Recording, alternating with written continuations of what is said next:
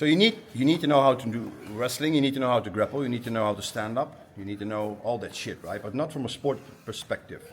Because if we are flowing in sport, he's coming from an MMA base, right? And we feel, we play, he doesn't take in consideration, we doing that. Eyeball, right? Because what they often say, especially when you're self-defense nerds, they say, yeah, just gouge or bite him.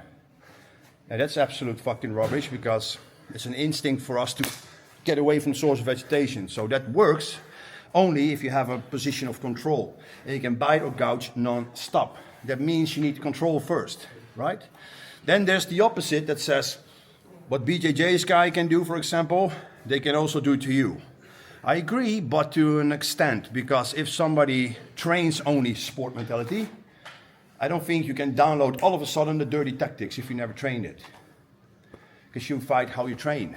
Multiple law enforcement assessments and training dynamics came to the same conclusion. You need to fight, or sorry, train like you fight, so you fight like you train. Make sense?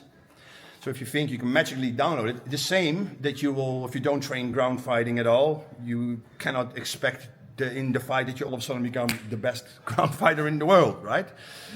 So we need to find that middle ground.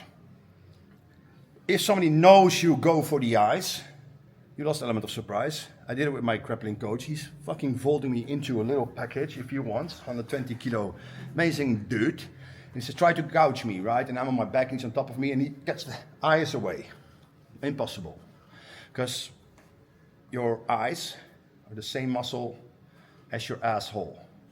Swings the muscle, and it does that if you put something in it. Now, not for everyone. Some people will say bring more, but me personally, I do that. Same with the eyeball, right? My point is, if they know, good luck hunting for an eyeball. But it should be in the dynamic. You should recognize in the fight, if you train it with the right intention, now you install it in your survival stress.